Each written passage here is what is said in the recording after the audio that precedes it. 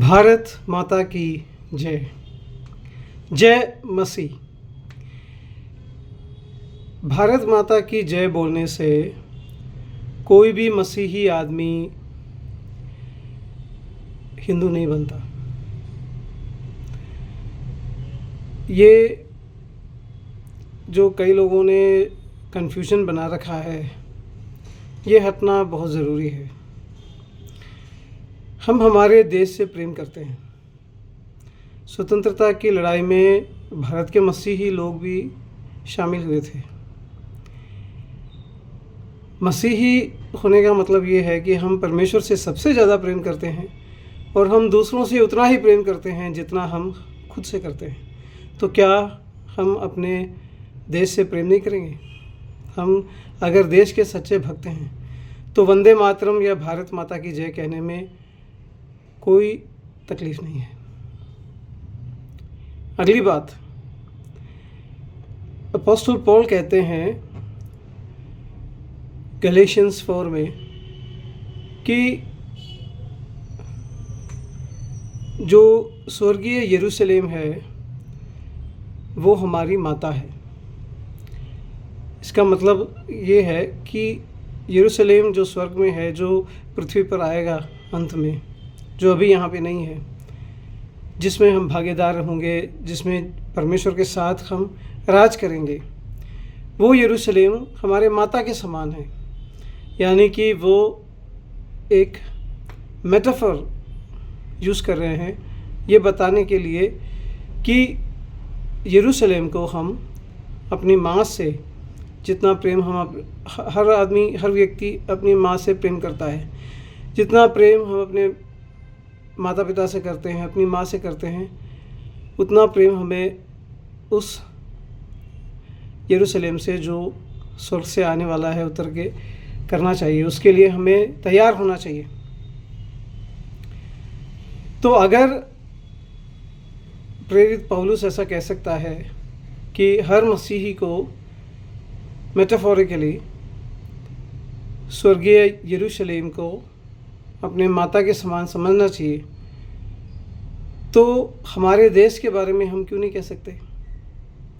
कह सकते हैं। हमारा देश जो है वो इस धरती पर हमारे माँ के समान है। हमें उससे प्रेम करना चाहिए, उसकी इज्जत करनी चाहिए। कोई भी हमारी माँ के ऊपर कोई आरोप लगाए या हमारी माँ को परेशान करे किसी भी प्रकार से, हमसे सहन होगा? नहीं होगा। वैसे ही हमारी धरती की और हमारे लोगों की सेवा करना और रक्षा करना हमारा फ़र्ज़ है। यहाँ पे हमें ये समझना चाहिए कि हम सबसे ज़्यादा प्रेम तो वैसे भी परमेश्वर से ही करते हैं।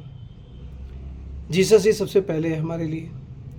लेकिन जितना प्रेम हम अपने आप से, खुद से करते हैं, उतना तो प्रेम हम दूसरों से कर सकते हैं, हमारे देश से कर सकते हैं, हमारे लोगों से कर सकते हैं। जैसे स्वर्गीय यरूशलेम को कोई भी जीसस से ज़्यादा प्रेम करने वाला नहीं है।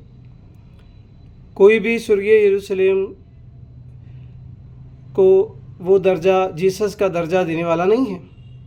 लेकिन फिर भी हम यरूशलेम को क्या कह सकते हैं? हमारे माता के समान कह सकते हैं। वैसे ही हम भारत को या भारत माता को वो दर्जा नहीं दे रहे हैं जो हम परमेश्वर को दे रहे हैं या जीसस को दे रहे हैं। मेटाफोरिकली हम भारत को हमारी माँ से कंपेयर कर सकते हैं। अब कई लोग ये कहते हैं कि भारत माता का मंदिर बना दिया इन लोगों ने, तो वो तो महात्मा गांधी जी ने बनाया था, इनॉग्रेट किया था 1936 में। अब भारत माता को एक दुर्गा के रूप में क्या मसीही लोग देख सकते हैं?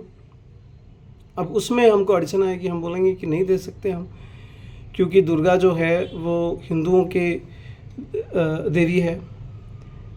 अब मैं आपसे ये अनुरोध कर रहा हूँ कि हो सकता है कि हम भारत माता को एक दुर्गा के रूप में नहीं देख सके, लेकिन हमारी खुद की माता के रूप में तो देख सकते हैं।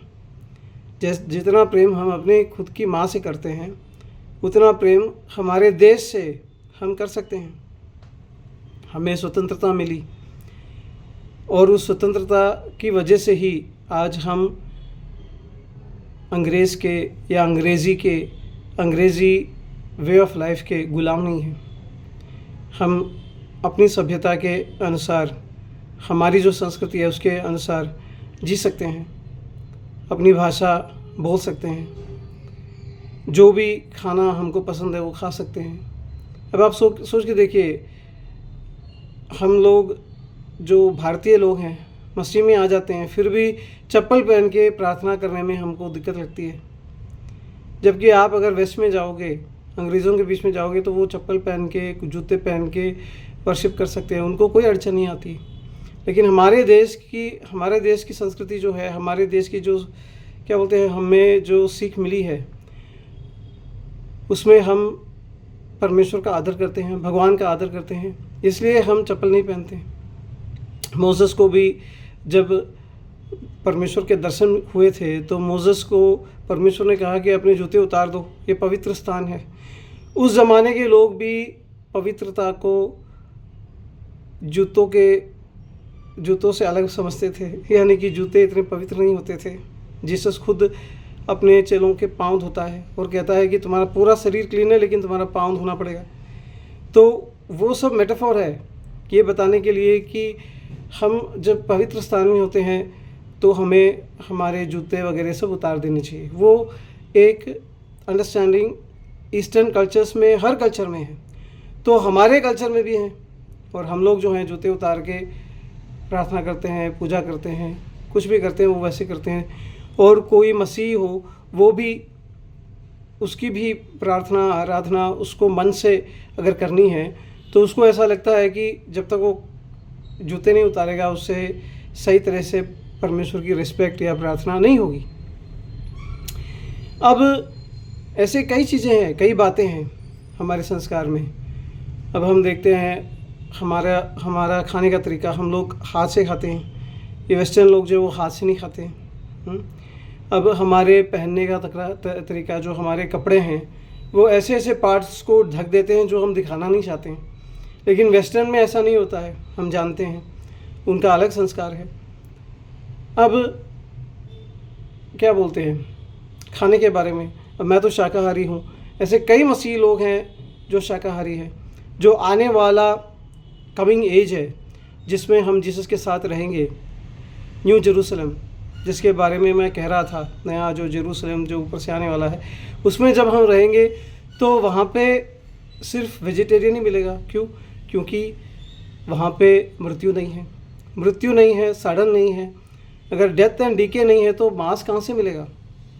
और जो वाइल्ड एनिमल्स है, अब कोई बोलते हैं कि एनिमल्स को भी जीसस को कबूल करना पड़ेगा वहाँ जाने के लिए, उसकी कोई ज़रूरत नहीं है। जीसस को कबूल कैसे करेगा एनिमल? अगर कोई कुत्ता है तो वो भौंभो करके कबूल करेगा क्या? नहीं, उसकी कोई ज़रूरत नहीं है। ये एनिमल्स जो है, जो जानवर है, उनके कॉन्शियस नहीं होती है, उनको गिल्ट महसूस नहीं होता है, सही गलत का फ़र्क उनको वास्तव में मालूम नहीं है, जो भी उनको लगता है वो कर देते हैं। तो जो कॉन्शियस है वो सिर्फ इंसान को होती है, गिल्टी कॉन्शियस इंसान को होती है।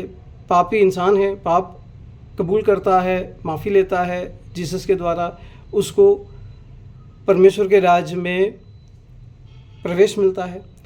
जानवर तो पहले से ही हैं, जानवर तो इंसानियत की वजह से उनको ये जो मृत्यु का श्राप है झेलना पड़ना है। अगर इंसान ने पाप नहीं किया होता तो जानवरों के ऊपर ये मृत्यु कभी नहीं आती। अब जानवर जो है, पूरा का पूरा जो क्रिएशन है, वो ये बार जो रहा है, वो ये बार देख रहा है कि कब जीसस आएंगे और कब ये जो सडन है, मृत्यु है, पूरी तरह से दूर हो जाएगी। जब हम उनके साथ आएंगे तो जो आने वाला राज्य है परमेश्वर का, उसमें मृत्यु नहीं होगी, सड़न नहीं होगी। ये जानवर जो हैं वो सब होंगे, लेकिन वो जानवर जो हैं वो शाकाहारी होंगे। वो कोई भी जानवर दूसरे जानवर को मार के नहीं खाएगा।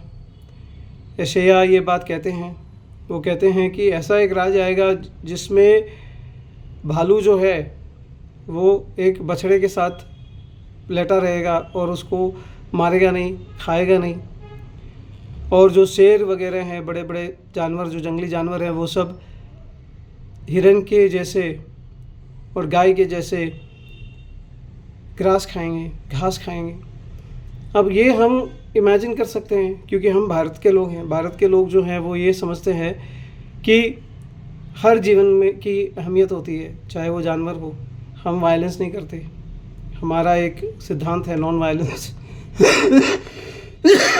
जिसकी वजह से हम लोग जो हैं ऐसे जो जानवर हैं उनको मार के खाना नहीं चाहते हैं।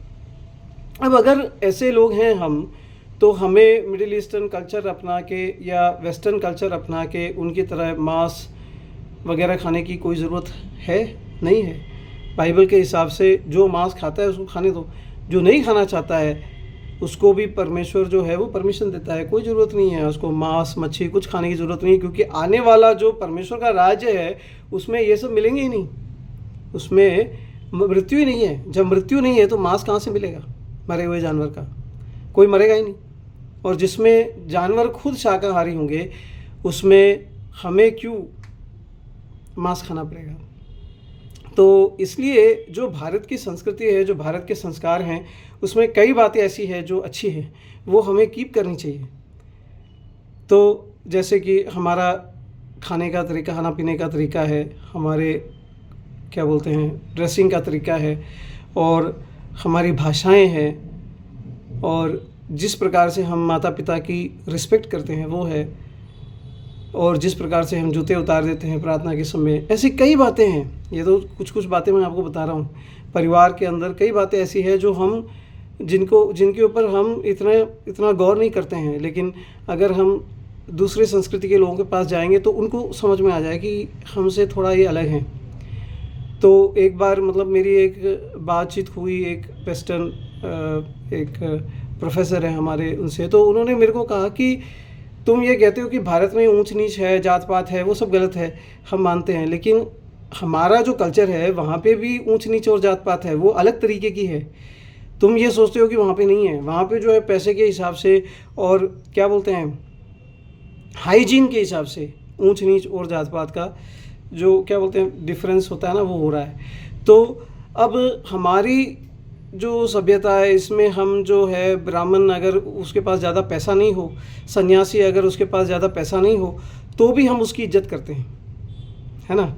हम ये नहीं देखते कि वो कितना पैसा वाला है, कितना गोरा चट्टा है, या कितनी उसके मसल हैं, कितना अच्छा दिखता है, क्या उसके कपड़े अच्छे हैं नहीं है। हम तो उसकी आध्यात्मिकता को उससे सेपरेट देखते हैं, और उस आध्यात्मिकता के लिए हम उसकी रिस्पेक्ट करते हैं। लेकिन अगर आप वेस्ट में जाओगे तो ऐसा रिस्पेक्ट मिलेगा? नहीं मिलेगा, क्योंकि वो सबसे पहले बाहरी चीज़ें देखते हैं। अब उनकी कोई गलती नहीं है, वो उनका जो संस्कार है वो इस तरीके का है। वो कई चीज़ें वो बाहरी चीज़ें देखते हैं, और वो सब देखने के बाद में क्या ये परमेश्वर में विश्वास करता है, विश्वास करते हैं इसके पास कितने पैसे है, किस तरीके से जी रहा है, इसका हाइजीन कैसा है, ये सब देखने के बाद में वो ये विश्वास करते हैं वास्तव में ये एक परमेश्वर का भक्त है। लेकिन हमारे यहाँ पे भक्ति का डेफिनेशन ही कुछ और है। लोग तो अपने आप को भूल के भक्ति करते हैं, अपने आप को भूल के परमेश्वर की भक्ति करते हैं, और जब देते हैं तो मन खोल के देते हैं और बहुत इज्जत करके देते हैं, चाहे वो गरीब को दे रहे हो, चाहे वो भगवान को दे रहे हो। अभी हम बोलेंगे कि मसीह लोग हम तो सच्चे जीवित परमेश्वर को जानते हैं। जीवित परमेश्वर को जानने वाले हम लोग, हम में बहुत कमियां हैं।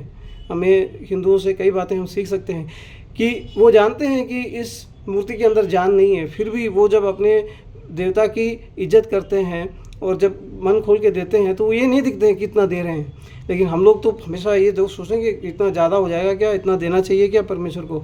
अब ये सब तो छोटी छोटी बातें हैं, लेकिन हमारे देश की इज्जत हमें करनी चाहिए। हमारी देश की रक्षा करने के लिए हमारे सैनिक लगे हुए हैं। आज ही 2-3 टेरर नेटवर्क्स को पकड़ा है।